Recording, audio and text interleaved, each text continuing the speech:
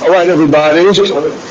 Welcome to our AI Plus Pitch event. My name is Brandon Andrews. I've been a casting consultant for Shark Tank for the past 10 years. Excited to hear pitches from some of you today, and even more excited to have Peter from DeepMind engage with some of you on the AI ideas and challenges.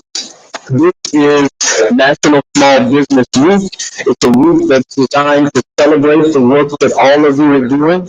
In the United States, there's over 60 million small businesses, over 30 million small businesses, employing over 65 million people around the country, and that represents about half of employed persons. And as I'm sure you know, small businesses, especially if you look over the past 20 to 30 years, are responsible for the bulk of new jobs that are created in the United States. So we have a lot to celebrate, and kudos to all of you for taking the step out on faith to start your business.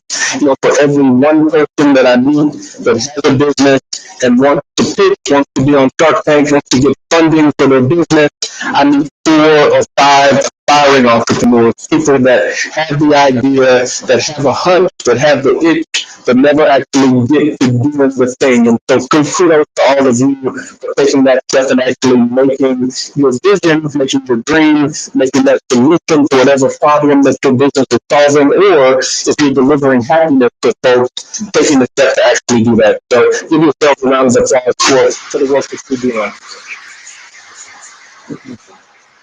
So we're here at the Drive Capital office, and thank you to Landon and his team for their hospitality. Landon, come on over and introduce yourself to folks who may not know you, and I'm sure they'd love to learn a little bit more about Drive Capital. Totally. Welcome to the Capital office. Thank you all. It's nice to learn over there. Everything is on board. That's Drive Capital. We are 2.5 million AUM. We get last. We need a great company. Don't just have to be on the coast. They can move here and losing technology. After the year, that's what we spend that time.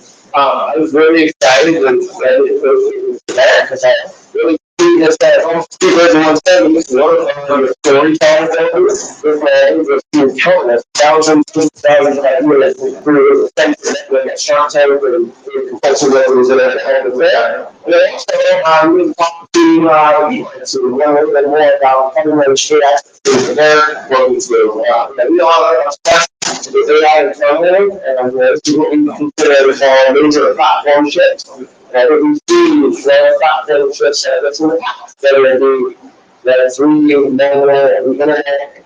We feel like there's an execution. Two types of entrepreneurs during very exciting times like this. Those that are scared of new technology and those that are great new technology. And so they really come up with new ways. None of these people look scared to me. Exactly. I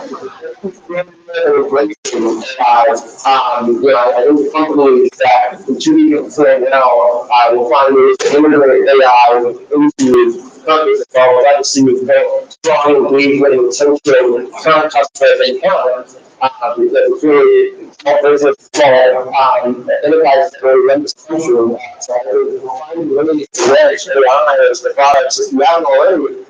Very effective. The opportunity to get rid of and go through so that insights and that is that that's all and stuff like that. So that's getting very good. I'm excited to focus that really want to really not invest. Thank you so much. Yeah. Thanks, Landon. And Landon, if folks are interested in connecting with Drive Capital and learn more, visit the website and sign up newsletter. I'm sure you have all those things there. Good stuff, good stuff. Okay, so Peter will be here shortly, and as soon as he gets here, we're going to go right into some AI trends for small business from him, and then into workshopping. I know many of you submitted ideas, challenges, things that you're working on, ways that you see AI to support your business. So we're going to get right into that as soon as he gets here. Before then, I'm going to go through a little bit of what I'm looking for when it comes to Shark Tank, the casting process, and two pitches. Now, once Peter gets here, we're going to do a couple of minutes up here, and then I'm going to break off and spend most of my time in a room around the corner doing one-on-one office hours, so hearing pitches directly from many of you. Those of you who are pitching or who want to pitch, most of you should receive the confirmation email with the group. We'll start with group one and run through group five, and then if we have additional time, happy to accommodate other people as time might allow. So those of you who come on over and grab a seat wherever, thank you so much for joining us.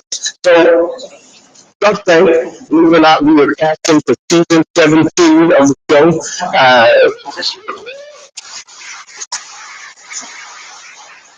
It's amazing that not only have most of the sharks been around since the first season, most of the sharks have actually been around since the pilot episode. So when the show was being chopped around, when we were pitching, not me, when the team was pitching the show, the sharks were committed then, most of them, and have been around for, close to 18 years for many of them, given the cycle when it comes to filming and development in the entertainment industry. So really amazing that we've been able to keep it together, and it's really a testament again to entrepreneurs, to small businesses around the country, people like you building things, again, taking that step, and people being able to see themselves in entrepreneurs like you in the stories as they watch the show Friday night on ABC, new episodes, and of course, it's syndicated on CNBC. It's probably on CNBC right now. It's on CNBC like 5 hours a day.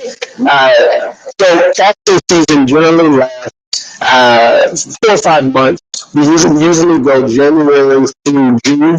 We film the show twice a year. I think early summer, early fall, so usually around June, and then around September. So we're right in the middle of the casting season right now, which is great for you, which means there's still some spots available for entrepreneurs like yourself if you're interested in being on season 17. Now, what do you think is the most important part of a pitch? In particular for Shark Tank, but maybe in general, what do you think is the most important part of a pitch? Eye contact? Okay. Know your audience? Yeah. If you don't know what the sharks want, then that would you up really quickly. Go ahead. Story? Yeah. Incredibly important. Knowing your numbers? Yeah. Go ahead. Yeah, the entrepreneur. It's incredibly important that you not only have a compelling story and know your numbers and know your audience, but the investors want to know that they can work with you, that they can bet on you, that they can invest in you as much as they're investing in the business. The first thing that I'm always looking for from an entrepreneur, from a pitch, especially for Shark Tank, is passion. I want to know that you're not only uniquely qualified to take advantage of the market opportunity, uniquely qualified to deliver the product or service to market, and I want to know that you're uniquely passionate about whatever it is you're building. So if you're solving a problem, if you're delivering happiness, however you're doing it, I want to know that you're uniquely passionate about it. Now that can come out in a number of ways. Passion can be the way that you physically present yourself. So it can be your tone of voice, your information. People come on Shark Tank and do backflips and cartwheels, and they bring all kinds of live animals, and they do fire and all kinds of things to distinguish what they're pitching from what everybody else is pitching. But that's not everybody's personality. Some people are a little more quiet and introverted, which is completely fine. That's where the story comes into mind, if you can tell a compelling story, if you can weave a narrative that engages the start that you're pitching or the audience that you're pitching, that's going to show that you're passionate and really distinguish what you're doing from everybody else. So that's the first thing I'm always looking for. The second thing is the problem. So the problem are you solving with the business? Or again, how are you delivering happiness? If you have a company, then you're not necessarily solving the problem, but you're delivering happiness, improving people's lives in some way. So problem. Next thing is solution. So what is the actual thing? Please come in and have a seat. There's plenty of seats available. Really sit in the front or wherever you want to come in. Please come in. The next thing is the solution. So what is the actual solution that you are delivering? How are you solving the problems? And how are you getting that solution into market? That's the next thing and an important thing. And then the next thing that I'm looking for is the market opportunity. So this is really important, especially for a pitch when we're talking about Shark Tank. So if you're going to get an equity investment in Landon, you know this, having a huge market is table stakes. The numbers just don't work if you're looking for an equity investment if the market size isn't large. So we're going to assume that you have a market size that's in the billions of dollars and that globally there are millions of people, if not billions of people that you can potentially reach. The most important thing when you're thinking about a pitch for Shark Tank is how many of those people can you reach with the amount of funding that you're asking for today? So if you're asking for that 100K for 10% of your company, valuing the business at $1 million, which is in round figures here, what does that 100K mean in terms of customer touch points? What do those touch points mean in terms of conversions? What do those conversions mean in terms of top line revenue? And then what does that revenue mean in terms of whatever KPIs you set or a path to profitability for your company if it makes sense to you at that stage? Also, and this is where we get into some of the companies that are high performers, can you make whatever it is you're pitching with the funding that you're getting attractive to the next round of funding? If you're going to be on a traditional venture track, it's not only important that you hit your revenue numbers, that you hit your KPIs, but can you make yourself attractive to the next round of funding? You know what those folks are looking for, because that's going to show the investor that you're in front of to pursue interested in partnership with you. They get the next step in the process for them, which is that follow-on, as well as you getting the capital that you need to run the business. So again, incredibly important that you have a large market, but what's most important is tell me what you're going to do, how much of that market you're going to capture with the amount of funding that you're asking for today. Early stage funding for businesses, very speculative, so don't expect the numbers to be hard and fast, but expect you to have a general idea of how it's going to work in terms of your go-to-market strategy. Very important. So to recap here, passion, problem, solution, market opportunity. The next thing I'm looking for is traction. Traction is basically the story of how you got from I want to start this business to wherever you are today. Traction can mean something different for every business. If you are a mobile app company, traction can be user downloads and daily active users, monthly active users. If you are a CPG company, traction can be sales or it can be pre-sales. If it's not capital intensive, intellectual property can point to traction for your business. Market research points to the market opportunity. All those pieces can show traction for your business.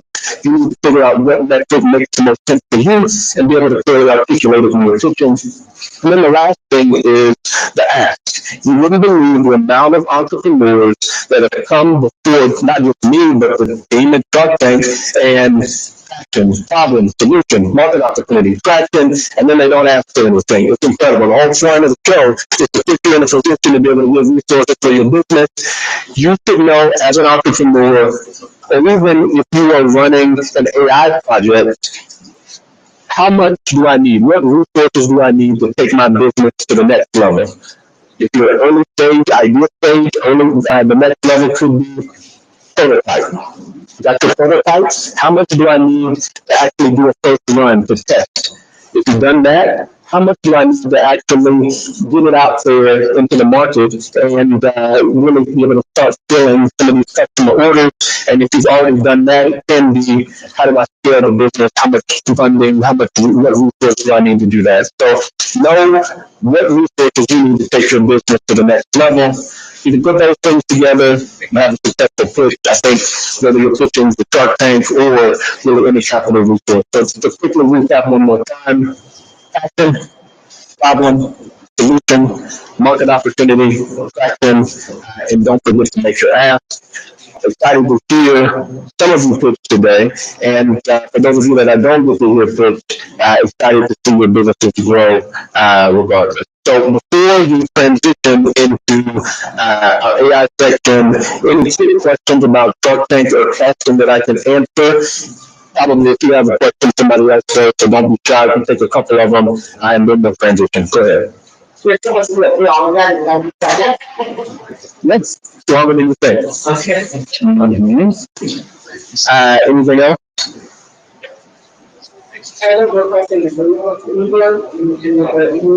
Okay, if you didn't get an email, then you're not in a group. But if you have time, as I said, you'll get to other folks. We prioritize the people that signed up first, and so we have them in groups. So if you have time, we'll get to everybody else. Okay? All right, well, so feel free to join us over here. Please grab a seat, guys, if you like. So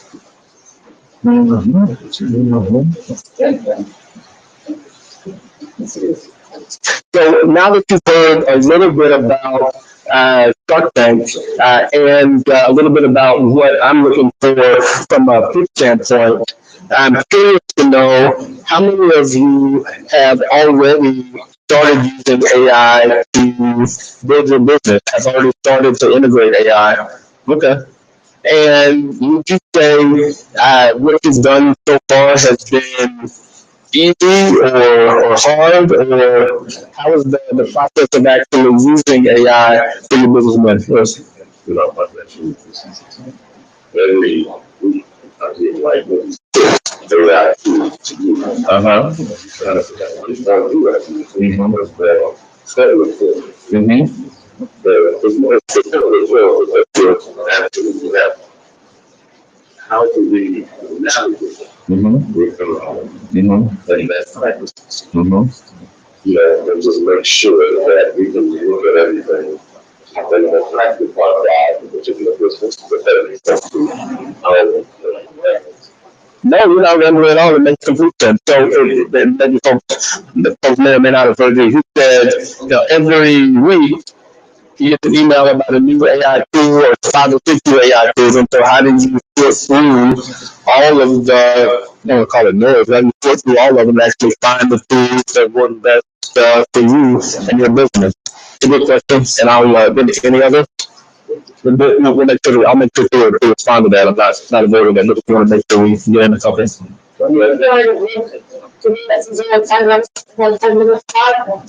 Hmm? It's the number that we schedule.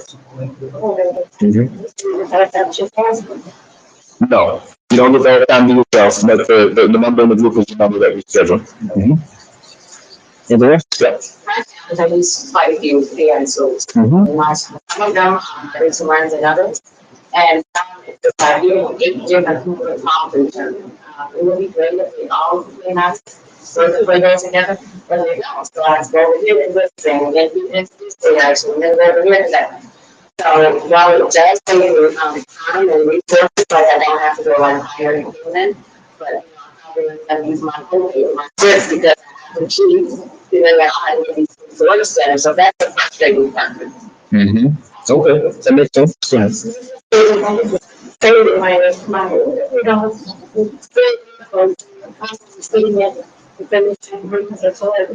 And as you're thinking about training AI, is it just the fact that there's a lot of trial and error with it, or is there any resource constraints for you when it comes to training as a small business owner, or do you feel like the services that you're able to access to do training are, I guess, affordable enough for you? Well, I think this is sort of right. It's in a God's plan. You don't have the skills that you need in your house, and you're going to to and that knowledge base. But heavily remember all the conversations you had and the mistakes you made and getting these pretty bad. having something to make it. I got you. Good stuff. Anybody else? Anything really simple? Okay, go ahead. Issue I have is knowing the environments that impact AI and not knowing the footprint of using it like my business, even when I'm sure about how I use it, also knowing I want people to use it, also Yeah, no, I think that's incredibly important. I would think a little bit more work to get granular in terms of the specific impact for your business. But if you want to know the impact for the tools that you're using, Hugging Face is actually partnered with Salesforce to create a dashboard, and you can do this. Or I can send out, I'll make myself note, I'll send it out as a follow-up for this event. But Hugging Face and Salesforce actually have an active dashboard that shows the power consumption for all of the major, all the major AI, all the major LLMs, and then some of the ones that you probably haven't heard of as well. I think there's probably 30 or so that are on that dashboard today. And so I think that's a great first step. I actually host a podcast called Impact with AI, where I talk to entrepreneurs that are using AI to support the United Nations Sustainable Development Goals. I don't think the SDGs can be reached without using AI. But on the other side, we have to know the impact of the power consumption, the resource consumption, to make sure that we're not robbing Peter to pay Paul when it comes to making sure that we're having a positive impact. So, great question. And great question from all of you. We'll make sure to respond. Peter is here. Come on up, my man. He literally just got off the plane. Give him a round of applause. Good to have you here, my man. Yeah. Let me give you the clip on real quick. Yeah, and do you do bathroom? No. Okay, all right. So, as I mentioned, Peter is here. He is an AI engineer and has been working in the space for a long time. He's also a great communicator, I think, from all the talks that I've seen him give. Thank you so much for being here. First, before we get started, it is National Small Business Week. Why did you think it was important for you to connect with entrepreneurs during National Small Business Week and take away from, I know, your busy life with building AI tools here today?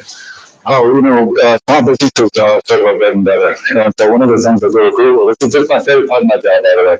So every couple of weeks we have a meetup, and we talk about all things Gemini, all things LLM, but we have like entrepreneurs and students come on, and I'm sure it's my first time part of my job, just to do that building. Like, all the engineering stuff is part of it, that actually gives me a legitimate joy. So that's part of the reason why it's awesome. We're really excited to have you here. Now, I know you want to do a quick overview of some trends and, respond to some of the questions that were submitted. You need the screen set up, or you doing it? Okay. Well, so here's what we're going to do.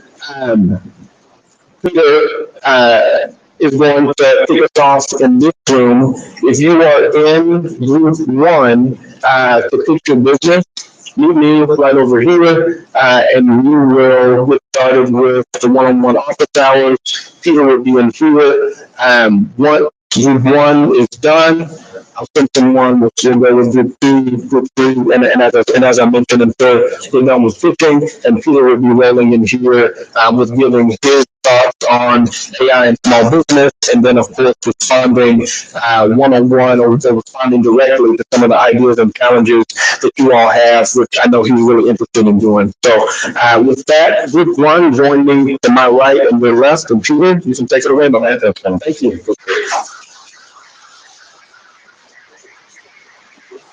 So, and by the way, let me not say all time him. I don't know. I'm a little bit soft spoken. I don't know why that is. But so I just want to hear from you the things that you're doing, the way I can help you. But one of the things at Google, when I run this evaluation and that, one of the things I noticed is that there tend to be certain patterns in the problems people are having on businesses. if they're either using AI or thinking about using AI. And, I noticed it tends to fall into three kind of buckets. Right. So one of them is like one of them is called like data fragmentation, right? And so I think Brendan shared with me something in Clinton. I don't know if it's different, but it'll be a bigger. But he mentioned that Clinton, she's trying to pull together three data sources to generate like a P&I report, right? And the funny thing about that is that AI, like the Gemini, LLM, they're not necessarily silver bullets for that kind of thing. A lot of people had that same problem, and unfortunately, like that sort of fragmentation problem that's been around for decades, and the treatment is still here. So the bad news is you have to do a certain amount of plumbing to sort of get your data into one place, and then once you've done that, all of a sudden AI comes in for the last mile, the magical moment, where you can sort of converse with data. If you're doing something like Notebook LM, you can have a little podcast about your now we can listen to it on the way to work or whatever. But the bad news is you sort of have to do a little bit of that legwork because of it in one house. And another one of the sort of buckets I noticed that I'm just going to struggle with is the so-called platform integration type thing. And let's say if it's Salesforce, you can talk to like your I don't know, your analytics platform or whatever. Maybe you just want to be able to say something like, hey, Gemini, tell me how my ad spend is doing across that TikTok and Meta. And that's one of the things where the LLM can take the sort of natural language utterance, can translate it into something like function call or whatever, but somebody has to be there to like look up the function calls of the APIs. And that's the kind of thing where if you happen to be a little bit technical or a little bit technically curious, the LLM can actually help you with that sort of thing too. But the magic really comes, when you've done the platform integration, all of a sudden Gemini can take that utterance and sort of convert it into magic. And then the last thing I noticed is that, and this is probably the most interesting problem, is scaling human touch. But the funny thing about a lot of entrepreneurs I noticed is that the business sort of revolves around them. Right? So my mom, she started a lot of businesses, and her thing was cancer research. And for whatever reason, like people literally come to my mom, because they trusted their kids with my mom, to somehow like basically cure the cancer. And somehow the business was my mom. And I remember to a certain extent she had trouble after she left, like cloning herself in some sense. And so the temptation, right, that's the actions and special. And then I mentioned that, I don't know, someone in Israel from running to kind of react to the writing thing. There's a temptation to think that, like, I can use AI to kind of clone myself, right? And, to a certain extent, I even know that the silence call is kind of temptation. I mean, you can even tell LLMs to talk in your kind of voice to write emails on your behalf. The problem is that I don't know if anything replaces the human touch, right? That's the difficult thing. However, sometimes the LLMs can get certain things out of the way, some repetitive tasks. Maybe they can personalize emails with them instead. Maybe they can get things out of the way so that you can kind of focus on being human. But I don't know if they can kind of replace the humanity part. So anyway, that's just, just like Google, when it started coming, I noticed that's kind of one of the things that tends to come up again and again. But I'd love to hear from you guys, essentially, what sort of things you're building, any questions you have, any difficulties. I just love to hear about kind of what you're doing. And yeah. Oh, yeah. So I invited you that with some sharp side of the family. Yeah. And just the fact that we're coming out and the top conclusion of life, so when they're shaped out in the class, building the platform to sell that on top of it will be relevant and really recommend so just as an example, like let's say Agentic has been kind of the current hype cycle, let's say, right? It's been around for a while, but for whatever reason over the past 2 months, it's a super pitch. And so one thing I noticed there is that let's say somebody's building with some of these frameworks, one of them is called like True AI, just to take an example. So True AI is sort of, let's say, model agnostic. So you can run it with Gemini or Cloud or GPT, whatever you want. And in some sense, you have this higher order language where you can describe agents and how they kind of fit together and what you want them to do, that in some sense they're abstracted from the actual backend. And so the nice thing about that is that if Cloud comes out with a kind of 3.7 or Gemini comes out with a 3.5 or whatever, you can really just set it and in theory, essentially just kind of improve. So I don't know. My sense is, my personal bias is, I tend to wait for the high stack of it a little bit, and then sort of hyping on everything. But when I'm just building my own project, I try to do it in such a way, insofar as possible, to kind of make it model agnostic, to basically make it a little bit, I don't know, a little bit of hype for that time. Yeah. Yeah. Oh, we have the tools. Oh, did you have some? Oh, yeah. Right.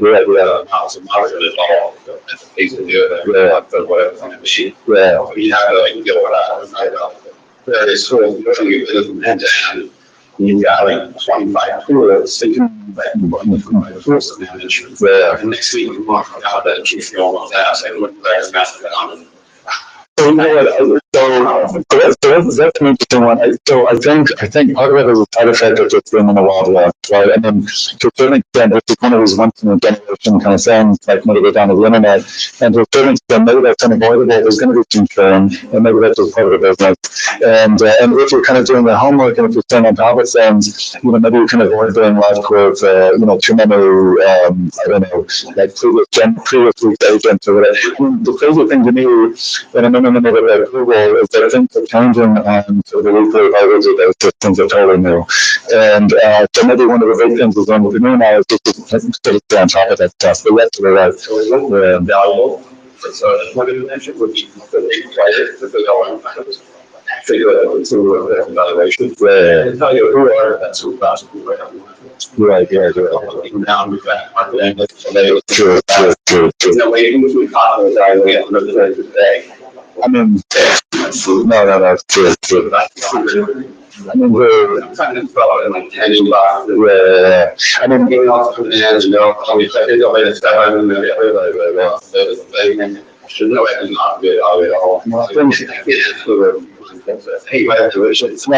thing. So unfortunately, everybody's kind of peddling their own thing. Yeah, so that's that's a bit of a question. You start along the back solution. Yeah, you guys help solve that. We have it. It's an old best in class that we use. You go to the web. One question that actually stays in the protein, but that's. So we guys,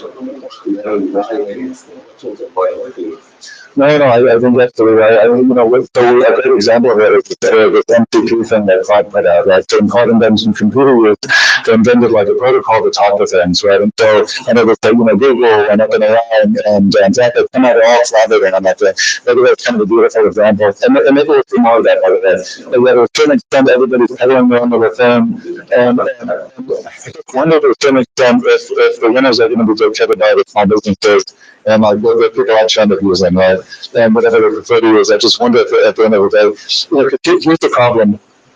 And again, this may be more of a modeling thing. We're reaching the limits of trainable data. We're reaching the limits of the human corpus in some sense, right?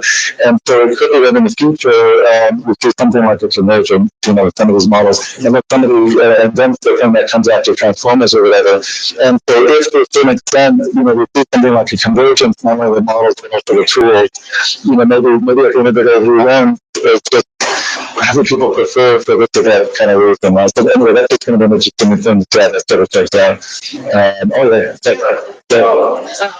kind of take what he's, experiencing and in a different position direction. How do you find developers who can code good?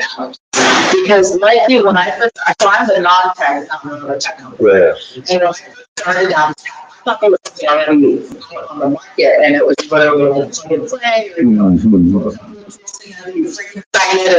put a 60 new screen on it, and you're done.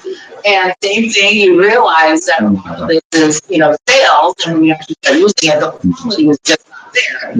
So I found a co-founder and said, okay, we're gonna have to build this from scratch. But even with a co-founder, it seems really hard to find people who know how to code more than just like just being on top of what right now and culture and the name of it or something like that. How do you find those people that know how to code? So to a certain extent, I hate to say it, I think that happens actually kind of get with right? Here's a great thing, and it kind of comes back to like the 10,000 hours problem, right? So let's say there's an entire generation of engineers that put in the 10,000 hours before the LLMs. There's this new generation that basically they're trying to put in the 10,000 hours after the advent of LLMs. I don't even know how you do that because basically you're not really coding on your own anymore. Like you're coding in a dialogue with the LLM. I actually, and this may be an unanswered question. I don't know how you develop competence in those LLMs. Maybe we have to figure that out. Like maybe we're literally going to pay for that thing. And so the good news is that somehow if we can get hold of like a seasoned engineer, for the seasoned engineer, like the LLM is like a superpower kind of thing. But for somebody that's still kind of up and coming, I've heard in some cases that like just people anecdotally, I notice sometimes that the quality of being an engineer sometimes it's a little bit. I mean, how do you put it? Whatever. Sometimes never it's not what it used to be, or sometimes or whatever. Right? And I wonder to a certain extent whether over reliance LLM contributes to that. I'm not sure. Yeah. But you're like, Find out, like, I do involvement with it. you go on tour, you go to Latin America, you go to, Yeah. it's just, I mean, that's the other. That's I mean, that's.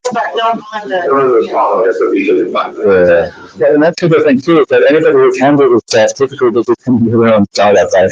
So like I was talking to the crypto kid that was a few weeks ago, and some of those crypto kids, they basically straight out of college and they went from like $0 to $100 million to something like that overnight. And that's just kind of do their own thing. And so what another thing is that a lot of people are just kind of doing their own thing. And so at the Gemini movement in particular, we just have these kids still in college sometimes just come in and literally as a side hustle, they started some little AI startups, right?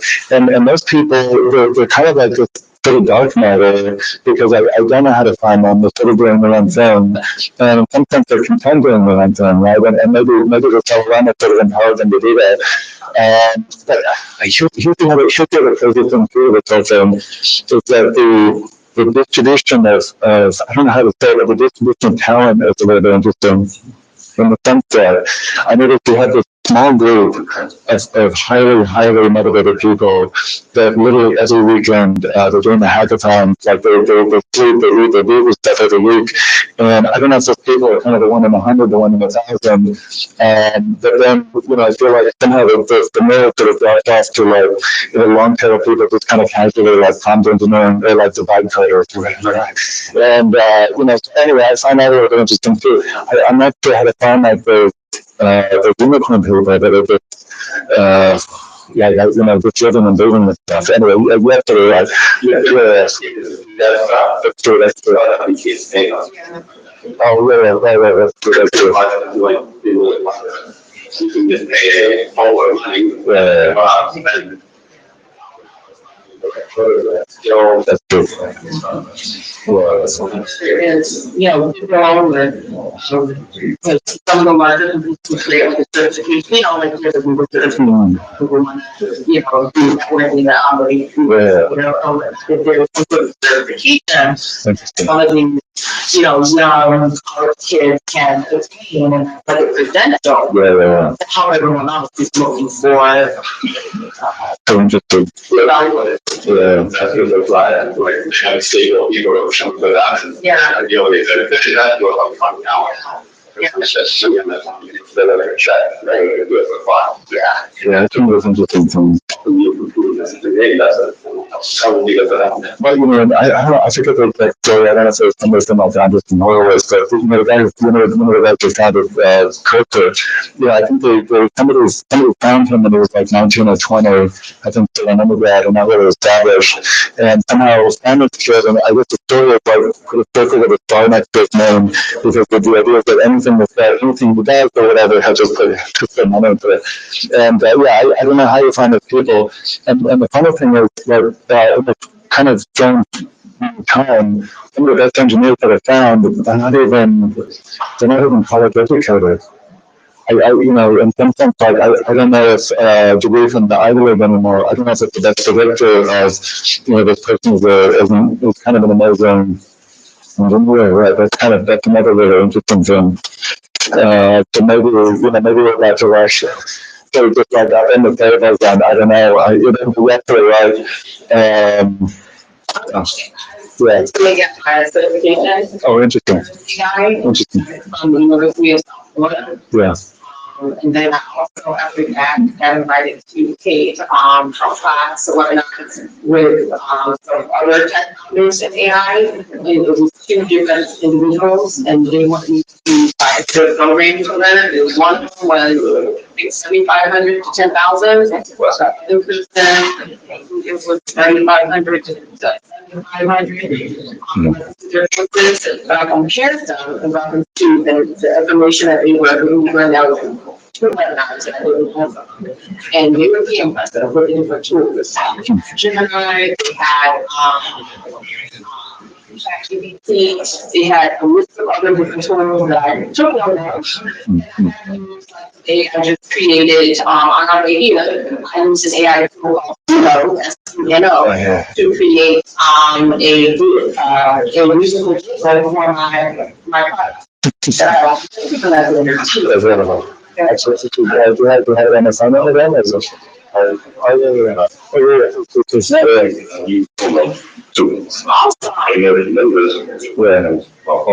Yeah. Because I grew up a little bit about this.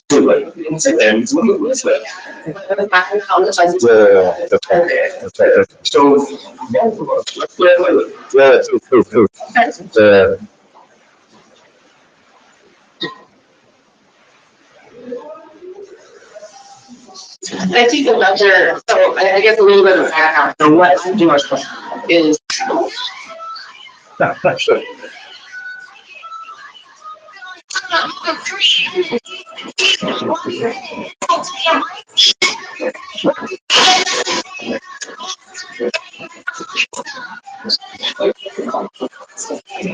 It's amazing.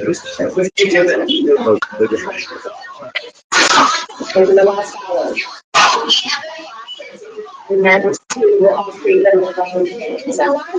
That's really I can tell you. Step to two. It's the most recognition. It's amazing. Something we always do.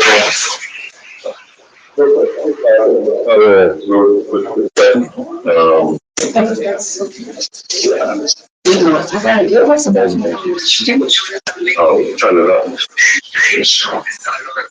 commercial. Yeah,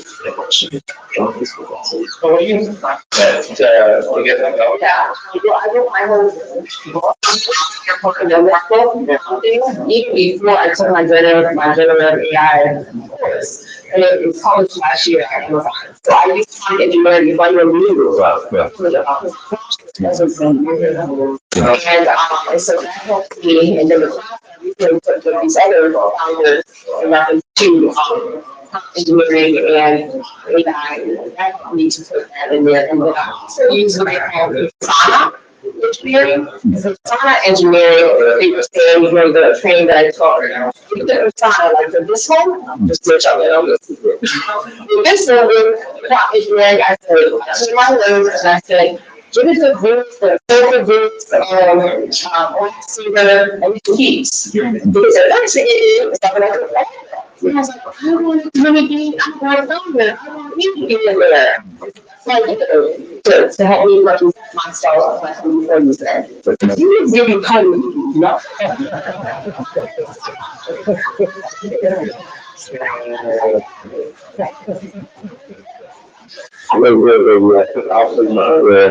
This house in the 70s. That's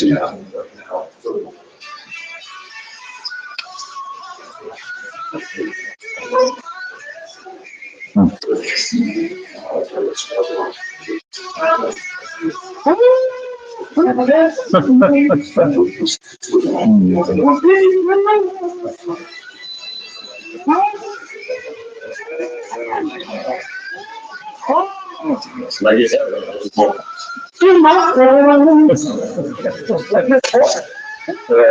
That's amazing. Wish. The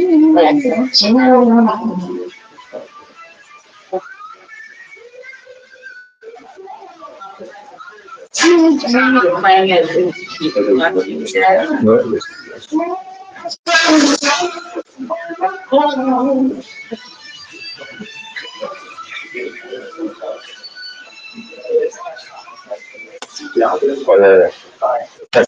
love it. Actually, I just keep running with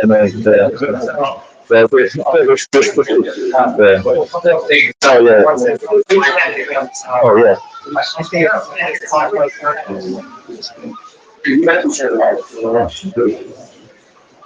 My company is over AI. We do AI for cancer care focused on really multimodal models. Oh, interesting.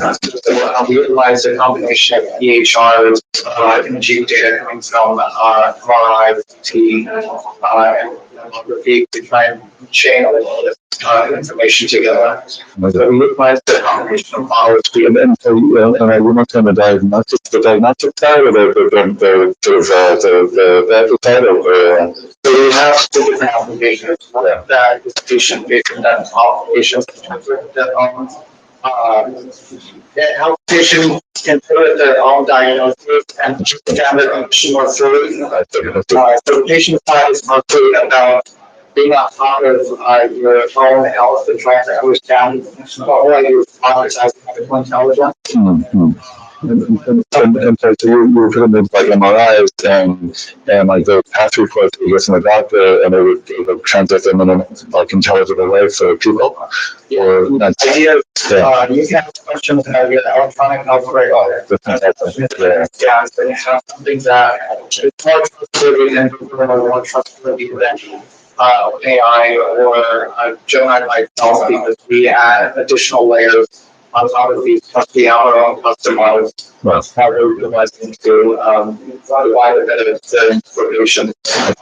Provider side have to be the way to help guide providers to the recommendations. So kind of like the way of pulling information from the latest care guidelines, the latest recommendations. I see. So in other words, like, so let's say, let's say a patient shows up with a tough of real cancer, something like that, and we're saying that the model might be trained on maybe the latest clinical trials, the latest sort of therapies, or should they like, and that's help the doctors, or even to the coach to go for, or Yeah, there's a lot of different areas that we can take this right now, which is focused on trying to improve this together. Survivors find the trials, treatment help for the patients, having to do a lot of research on their own. So the physician to help them do the very best way. That's incredible. And I guess, there's no, I don't want to say this sort of like 2 or 4, it's like very rapid a little bit weird, but there's 3 or 4 demands, there's 3 or 4 life and death demands. I wanted to like to finance medicine and I don't know, what's another good one? I don't know, I'm sure after, legal is a good one, right? So in this sort of case, I don't know the model of the working. I don't think I'm telling that. But what because I never referred from the Google. I was working in healthcare, but this is more back then. We were more thinking, we were a little more deterministic in the sense that we were not doing expression of chemotherapy. But as I was coding it, I sort of had in the back of my mind, like, if I messed up. One of these, if they're not statements or whatever, like maybe I trust them, like, I don't know. Something like that. It's right on the head of it, but the thing about this code is that it was deterministic and I had a mental model. Like with the LLM, how do you, so there's a couple of tricks that we use. So we keep the temperature as low as possible.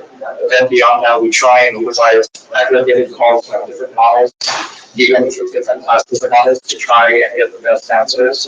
So it's kind of like a growing classifier where you're using this cloud with and models to try and find. it's kind of like, sort of make sure like the thing or whatever. Yeah. I mean, the crazy thing about that is sometimes, we put in with them care, it was fantastic. So whatever, but like, because they got the web, God forbid, let's say the model does something that's critical,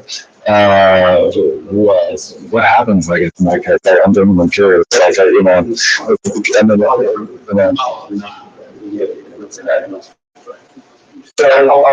just informational out of things. Okay, then it makes sense. Okay, yes, okay, good. Not make a diagnosis. Okay, that makes sense. It's informational and like we've got forbidden with a few details wrong. It's not really it's not as much diagnosis. Okay, that's fantastic. Actually, that's beautiful. And then in some sense, it performs better than these medically naive foundation models. Yeah, that's beautiful. No, that's wonderful. So I'm saying, wow, I'm not going to have the inside of a position saying, yeah, this is finances are all right now. Well, yeah, that's the so the idea is you can go through it, you can find it, really just fast track for having to do that in this right, which is okay, you now empower consumer. Yeah, farm out, makes one farm out. A lot of times you said it was right, consumer. You should say, you want to have this, go see that. Yeah, I don't do that. Doing the same thing, so you're going to get involved. Who wants to say, hey, I mean, this game, we have this. Trips and some model, they should be, yeah, they're not doing that. Yeah, we thought with that, you not shut that shit down fast.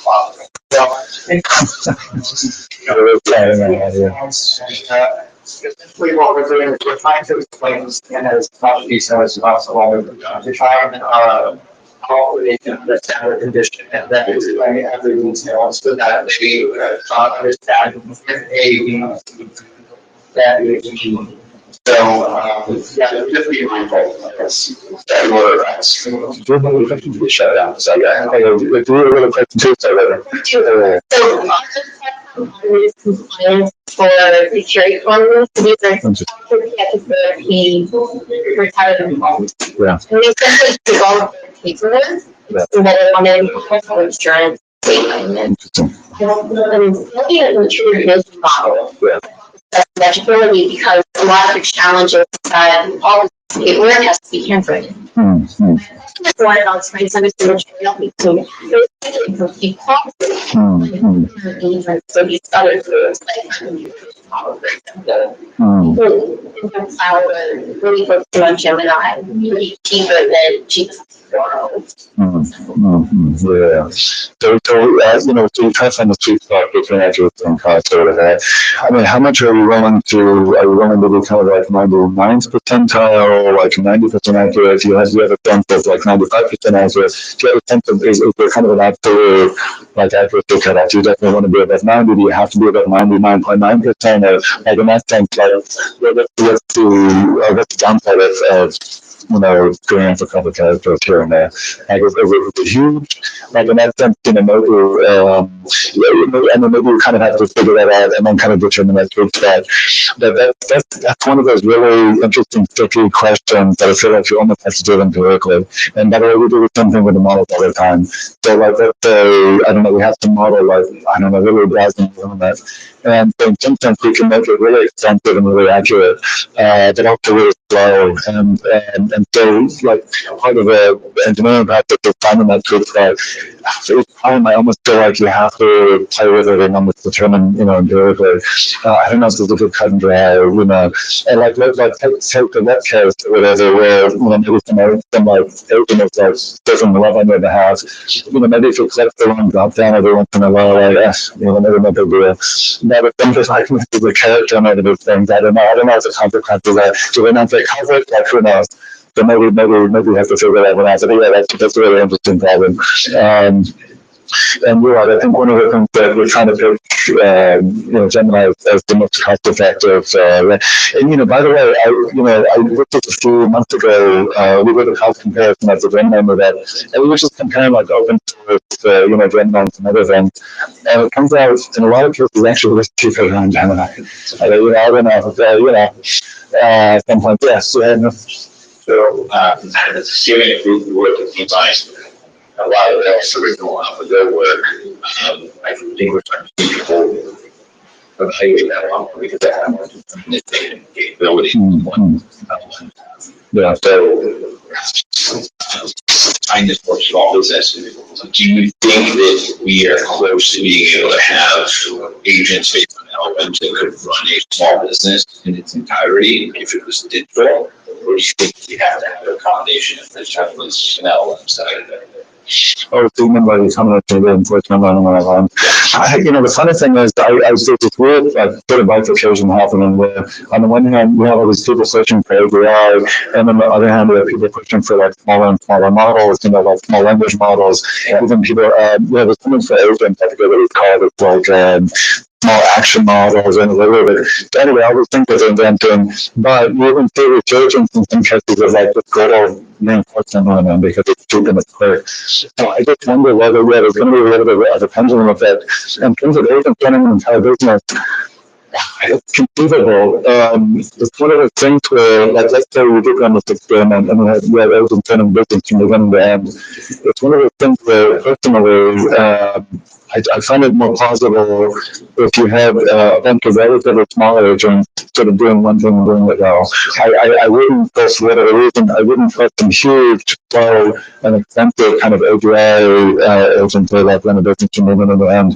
I feel like you need some sort of coalition of experts or whatever it is. And maybe that's kind of the way things are going. But just intuitively, for some of them, things that make sense to me or whatever. And, we'll see how things take that. But at least a lot of the startups that I talked to, they all sort of building, composing a rather small, I don't know, expert agent or whatever we might call it, to kind of, and I just maybe by some, by some American company, somehow they run the business or whatever. Anyway, that would be amazing.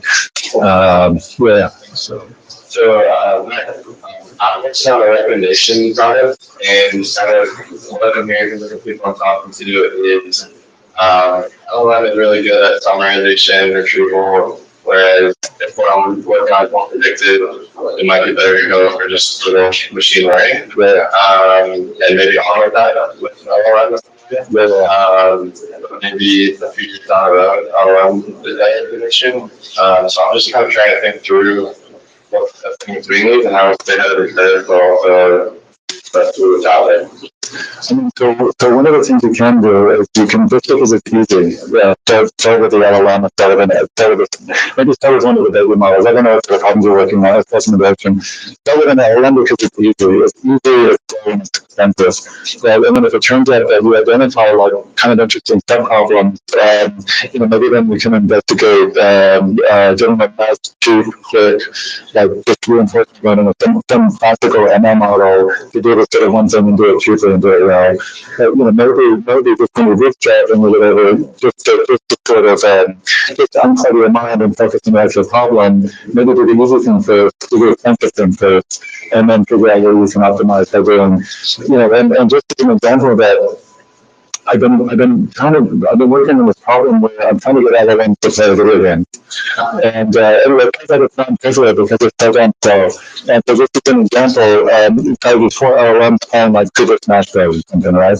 And it's crazy because like the multimodal models are so slow that basically you send a screen for them and like 2 seconds later maybe you get a sequence of actions. But in the meantime, like the world has changed, right? And so it's almost like they're almost those 2-second loops.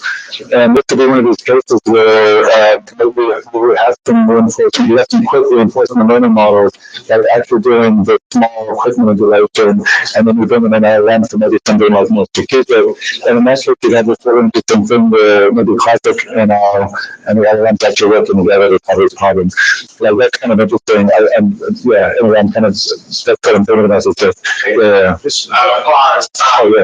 Brandon's ready for group 2. If you like to join the chat, Brandon, again, pass it around to Shark Tank. It's just around the corner. So, a big thank you. Just take questions. Back to like what we were talking about, like how business like that sounds. About company experience. I do that. I do that one conversation. But I didn't work like. When I'm working on right now is a bit, which is I know quick triggers multiple interesting. tools or like LLMs is I'm trying to use it to shift the next generation development to truly understand, especially non-technical developers. I'm looking at learning software in the wrong way. You're thinking about programming and not software development. So two different things. You can develop software without coding, and that's not necessarily happening. You should be considering how you can be an engineer for someone who's truly graphical. And so my question is, I guess I have 2 questions. One is your feedback on how to balance between just pure coding and validating someone who can't create a software development. Is your Gemini, is RAG dead, or is it? Yeah, I mean, no, just to Answer to that,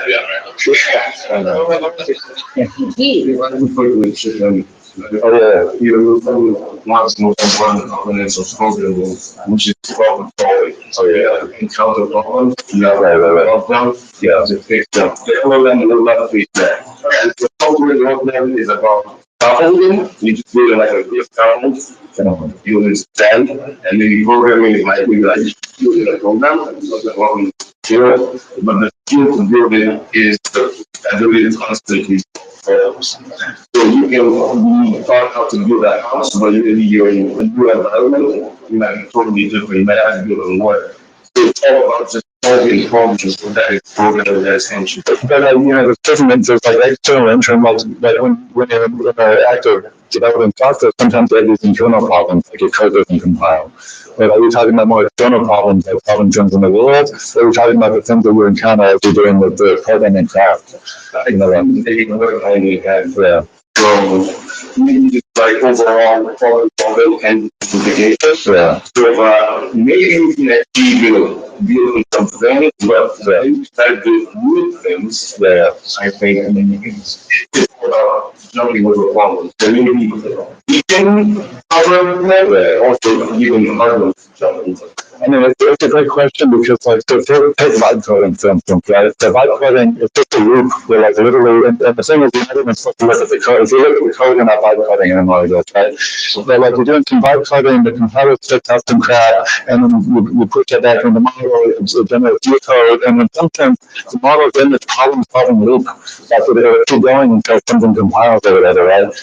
But in that sense, it's kind of divorced from the real world, and it's not solving like the real problem. It's solving this internal thing or whatever, right? And maybe the real magic is, and maybe this is where, like, entrepreneurship comes from. Let's say we're setting some itch, like you have some problem in the world, and you're literally writing software that solves that problem. Like that's sort of a magical part of software development. And one question I ask you, like, let's say we take the code out of the software development, right? Like, in what sense, what's left? Is it just a purely algorithmic space? Is it this glue problem? Or like Don't go at all. Yeah. I think what I'm trying to say is you can develop software, but you should know, like, you can understand code blocks, you should understand what your code base looks like. It's optimized, so I did like my logic and uses. These guys like scroll that way, get it to our iPhone, we're not looking at the code, we're using the page. So what I try to do is, like, someone who's using a license tool, you should actually know what engineering is called. What is an API? To me, it's because it's what the functionality, what the solution is. I run into issues, like what we're talking about, we run into issues and try to solve it. I'm dealing with that. I'm just trying to educate you that when we talk to an AI, you wrote problems in that. I guess less high coding if you went to the world. The fact that we know how to talk anyway.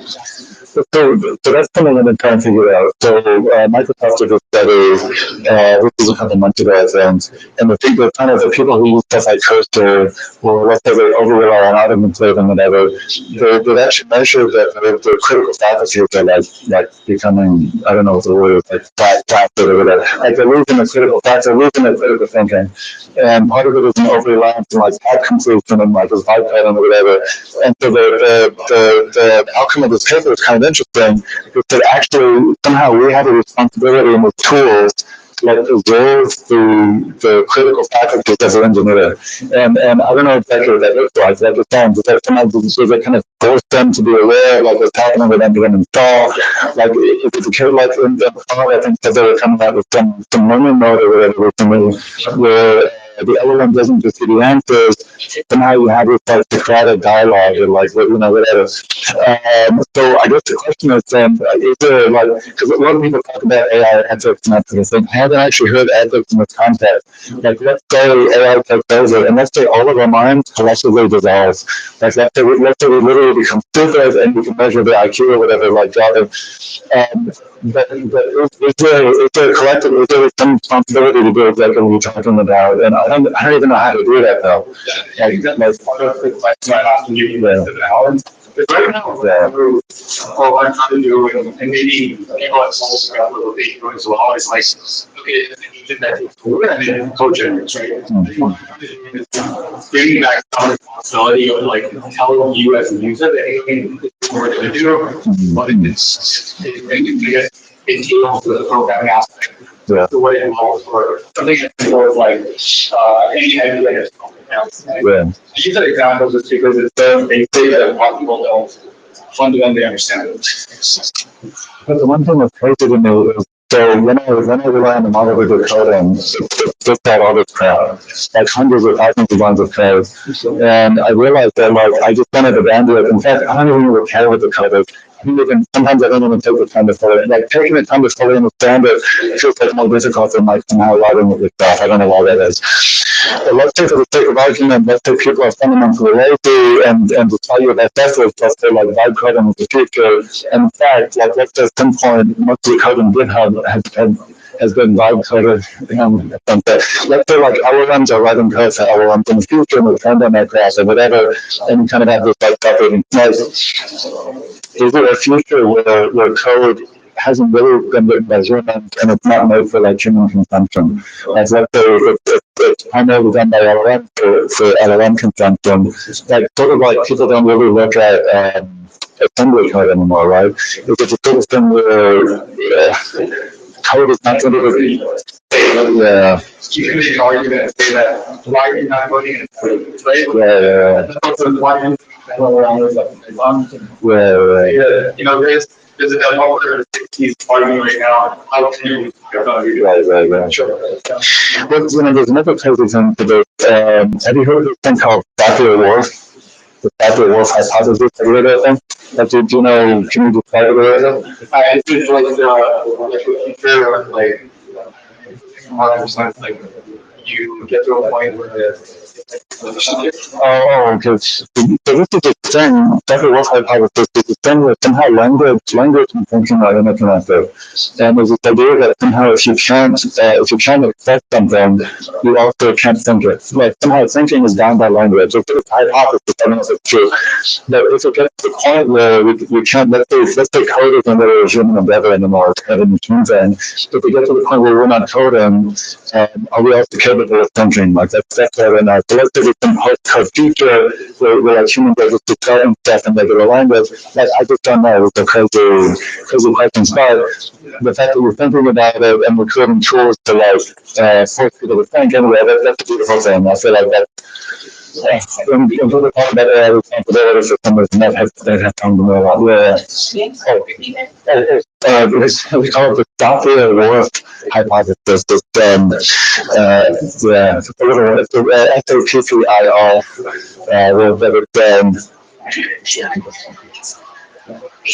That's been a word I heard of. yeah. Even with some things in my business, so those who are not getting, into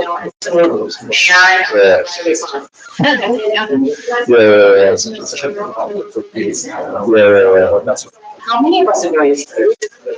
I mean, the danger is at some point, the danger is if you overrun that, maybe a little bit more at some point, right? And AI becomes a risk.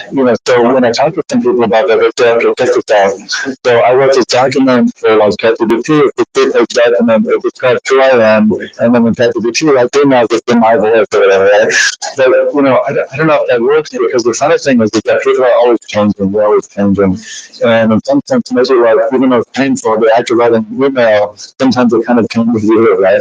But, on the other hand, and this is what I'm kind of good at, maybe, there are certain, like, almost transactional things. Like there was a thing, obviously, like, kind of 15 years now, there was this idea that, like, so that email was code through or whatever, right? Because basically, with email, you get, like, your bills. It's not like social media or whatever anymore. But let's say to a certain extent, like, a lot of these emails are kind of transactional. If that's true, maybe it's okay to have AI like the email, and you can focus on the more important things, the human things, or whatever. It's possible, but you just have to be careful somehow that the thing that we're talking about, where you copy and paste, doesn't bleed over into the human part, right? That's the, because yeah, I think there's a temptation for people to take off. So, anyway, maybe that's the end of the book, as I read, and that's a recent thing I didn't read. Oh, really? Oh, okay. Well, it's two people. But maybe the company picked them in as a that's oh yeah. Quick question, inside the real Oh, that's good. So I want to talk about form factors for AI. I think today LLM interaction is very technical. And we're pushing more for 10 years down the line, what do you think the new form factor? So, when I went to Canada, we've had a bunch of companies come in later who are doing the whole avatar thing. And so they take somebody like maybe, I guess with videos, just 2 seconds of video, they can really kind of clone you, and then they have you talking in their AI. And anyway, so these people come in and do these demos, and I watch people's responses to this thing, it's really interesting. Like, have you ever heard of this thing called the uncanny valley? Well, that's the kind of thing. I don't know how to type it. It was sort of like if you get too close to human, but not quite. It's like the last thing. It really makes people uncomfortable. And so people are watching essentially the like avatar, like voicing all this this kind of LLM generated text. And I noticed that people seem to be physically uncomfortable, right? And it's like, man, like somehow these people hit the uncanny valley. And I was thinking, man, like, maybe instead of trying to imitate humans and Muslims or whatever, maybe just go cartoonist, maybe just even totally different. Like, I don't know if you want to. So I think for whatever reason, there's this push to make this really like human-like form factor. I don't know, man. I don't know. That's going to be an interesting one. And then, the other thing too, to look at this avatar is kind of temporary state. And at some point, there's going to be a push to embody LLMs in some physical state. And maybe that's like literally sort of like robots or whatever, right? Yeah, which is kind of just, maybe that's kind of having common. I could see something like that. But, there's a funny thing where there's a lot of devices coming out too. Yeah. Mobile devices, you just watch. Oh, right, exactly. And, I was thinking about that, like, if you take that experiment to an extreme, and like let's say the day you're born, somehow they attach this device to you, and it sees and it smells and it hears everything we're doing, and somehow like let's say they're kind of model with you some birds or whatever, and then they have a reception with their phone from everywhere, I don't know, that's really weird. But yeah, you're right, literally a combination of those things. But one of the things that one of the things that's a little distraction to me, and maybe just because we're used to typing on phones, we're used to clicking and using our keyboard, is I realize that all those ways that we interact with machines over the past, 20, 30 years are like really unnatural. And in some sense, it just seems like the most natural interface with them. And I just wonder to a certain extent, like the whole embodiment, the whole avatar thing, the whole robot thing, and then I wonder if that would be sort of interesting and weird. I wonder if architecture was interesting. I wonder if tech is what it's saying over there. Like there's other things that are interesting with before that would be able to. Yeah, so I do see these getting smarter. Yeah. I see this activity being like intelligence.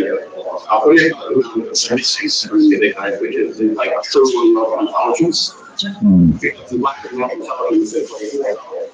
the report is clear. We need to know that they are not. Yeah. They are CGI knows We're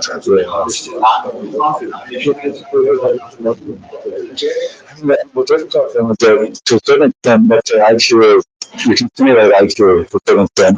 And I wonder if you can also simulate EQ. That, I was having a thing where, later I was kind of exploring Gemini versus GPT versus Cloud, and I was just noticing the different ways that they interact with people.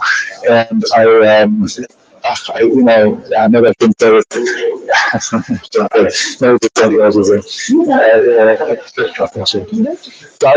around the Christmas week, around the Christmas week. That was good. I was around the Christmas week, and my wife and I were sort of irritating each other. Like I wanted to go into the hotel, and so I just tried to be clear to listen. There's something called the speed of light, and it's kind of like the speed of light, but it's the opposite or whatever. Right? And I'm just sure it was like the speed of man or whatever. Every time she wants to get out. But anyway, so ChatGPT was trying to play ball in this. Oh yeah, you're developing this physics, the relative relationships, like ChatGPT would play ball. Then that told me no, actually there's no such thing as food advice, like it's fact checking it, it's a fact check object. And so I just realized that some of these LLMs, they already have something approaching the queue. And they can go to one of these LLMs, I can give it something that's good, and it'll like kind of play ball with me a little bit. Right? And so I think in terms of that's interesting. That's interesting. I'm sort of like when you apply to LLM or whatever. So but that's the one going exactly be excited about it.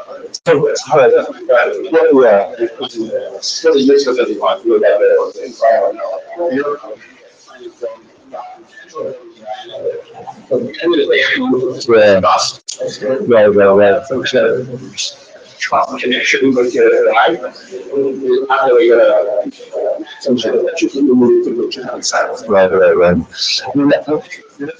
Yeah, that's tough because at the end of the day, I think I'm not totally sure, but I think the LLM is just a simulacrum or whatever. In some sense, it imitates reason, and by the way, it also imitates emotion. And by the way, I noticed as these models are getting better, they actually imitate emotion better and with more subtlety.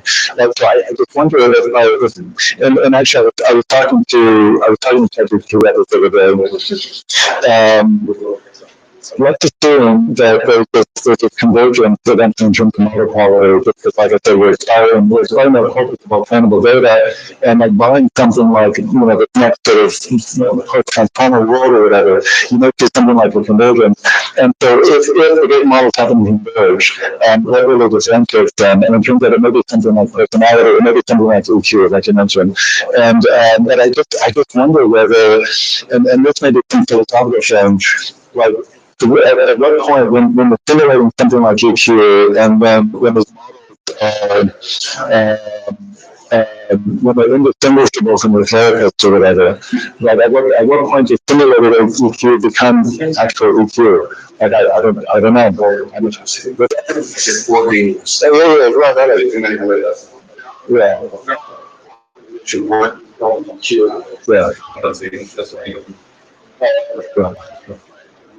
Human path and fully it's actually growing and intentional. Oh, and that's how interesting. It's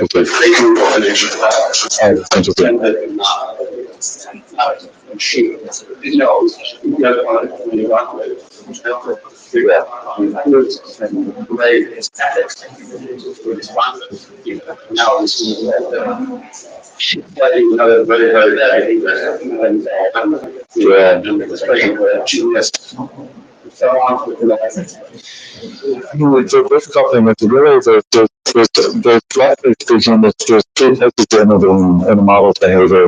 There's one just the foundational level, the model retraining, and then to some extent the post-training data, and then maybe the cherry on top is the data from the content training, right? And so to whatever extent, we kind of want to influence the model to go a certain way, whether it's ethically or unethically. I guess the best kind of influence is the training data, and that's maybe post-training, and the reserve vectors of the conferencing. And that's one topic, and Anthropic discovered this really weird thing where the model that they trained, they were attempting after the fact to retrain, and this model actually resisted the retraining in the sense that it told the trainers, it told the ML engineers that they wanted to share, but at the same time it actually protected its alignment. And so, like in some sense, this model had some notion of an identity, I don't know, that it was sort of protecting against its trainers, and that's what things get a little bit weird, right? Something like that, or whatever. But so the question is, to what extent can we really manipulate the models And, and the truth of the right thing is because to a certain extent, these models are just a strange, inexplicable, emergent phenomenon in the compression over the web or whatever we're doing. And, and the question is how deeply do we understand what they are? And then if we don't really understand what they are, how can we, anyway, it's interesting.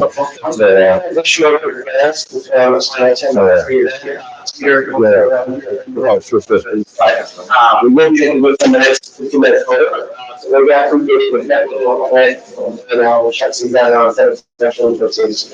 Oh, thanks so much. Yeah, it's really cute.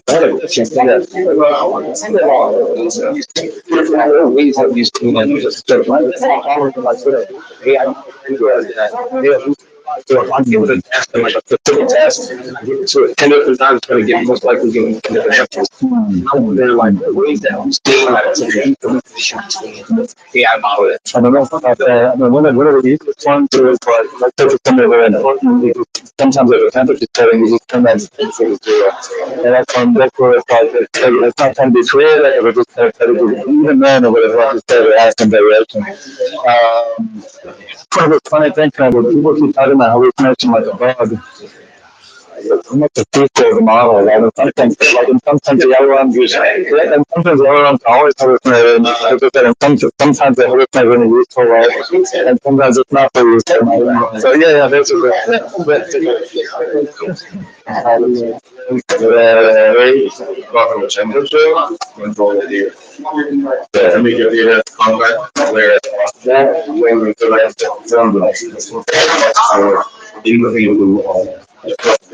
master like I was going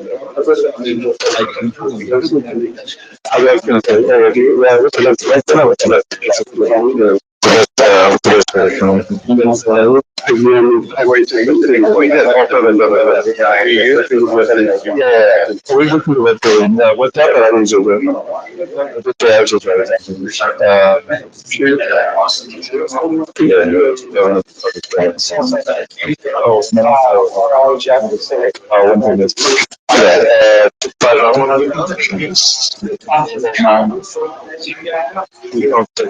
we look at the what's happening is actually, I think because working all of them about Gemini. I mean, it's very big on your finance. I'm going to watch the thing. What will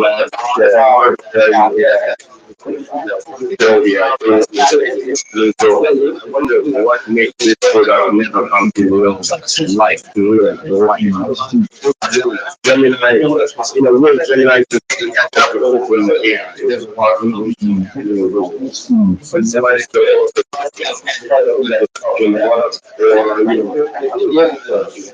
it's very interesting. What for the margin? Oh, I see. I did. I mean, one of the things that one of the main reasons that I wanted to do that is talking to other people I can speak to them.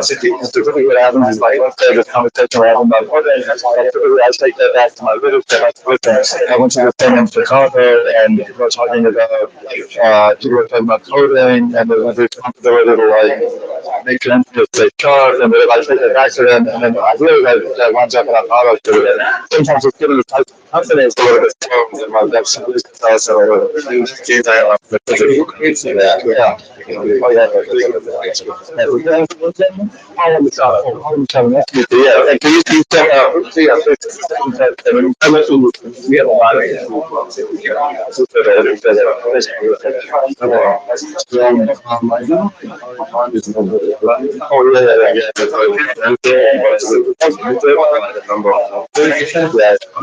for example, my summary and thousand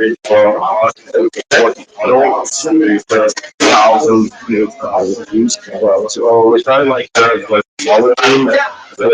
I believe agree on all that. I can't 5 stars on the keys to think. Yeah, but I'm wondering, like, is there some building product? So I used to, before I got there, and I did another podcast post that where like we really had thousands of voices. And you could say, you know what, I don't want two people, give me 5 people. And I can maybe break it down like that, between them to run them, and maybe give me a couple experts, and then just a couple lay people, and then break it down. And because people, for some reason, I don't know why they didn't make me the final product, specialty voices. I heard that there was going to start like diversify a little bit, and a lot of it, kind of like, I think you can think of it as a different thing. And you're right, if you want to do something like what you're talking about, we need to have more personalities. And, it's sort of like, it was like 11 rounds or whatever. That 11 rounds is probably cool as your voice personality. They don't generate kind of bunch of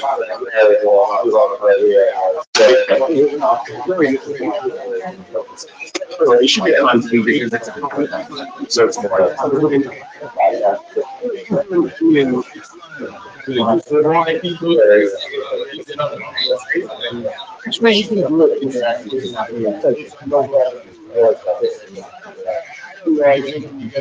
we can QA the most, that's what they want to do. So that's like, that's the thing where you have to voice it. That's easier to like, I like that. She like to do my you know what?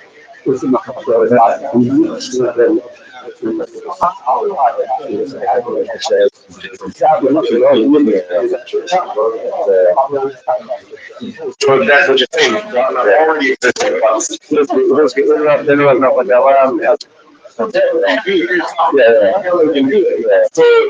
I'm already actually, you can do that. Or you go and interact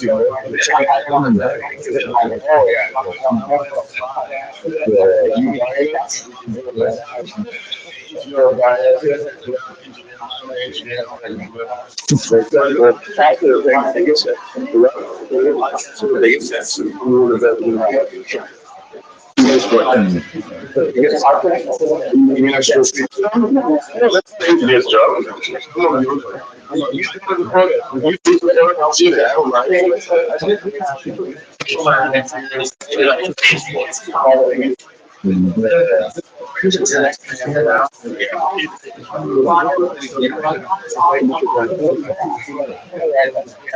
You know what? I